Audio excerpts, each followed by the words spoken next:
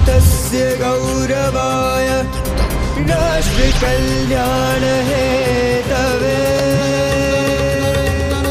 युवकानां विकासाय विवेकानन्दं नमाम्यहम्।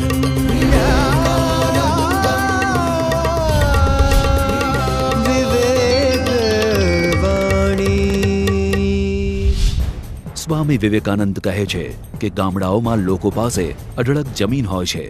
શિક્ષિત થયેલા લોકો ગામડામાં જ રહેવાનું સ્વીકારે તો ગામડાનો વિકાસ થશે। ગામડામાં કૃષિની સાથે સાથે સૌ કોઈએ પોતાના કૌશલ્ય દ્વારા નાની મોટી રોજગારી મેળવવી જોઈએ અને હળીમળીને રહેવું જોઈએ।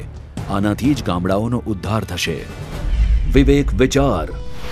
ત્રણ બગાડે દેશને, કપટી કાયર ક્રૂર, ત્રણ સુધારે દેશને, સંત સતી અને શૂર। સંત સતી અને શૂર આ ત્રણેય સ્ત્રોત ગામડાથી આવે છે। એમનું મૂળ ગામડું છે। સ્વામી વિવેકાનંદજી ગામડાના હતા અને એ ગામડાના જીવનના પ્રખર હિમાયતી હતા।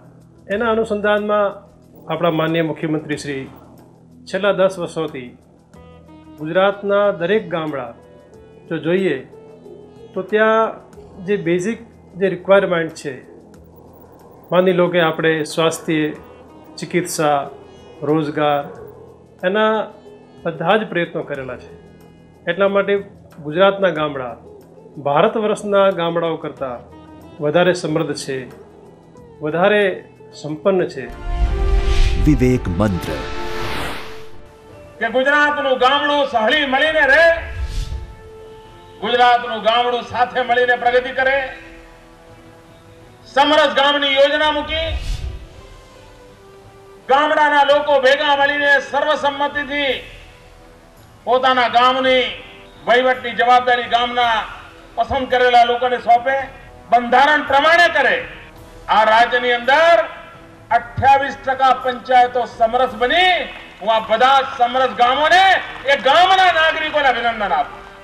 ગ્રામ સચિવાલયના કન્સેપ્ટને માટે રાજ્યની બધી પંચાયતોમાં 5 ગ્રામ મિત્ર આપવાનો વિચાર કર્યો છે। ગ્રામ મિત્રો આપના ગામની અંદર, આપની પંચાયતોની અંદર સરકારની યોજનાઓ નીચે સુધી લઈ આવવા માટેનું એક નાનકડું એકમ ઊભું। સર્વસંમતિ એ લોકશાહીની સૌથી તંદુરસ્ત ઊંચાઈ છે।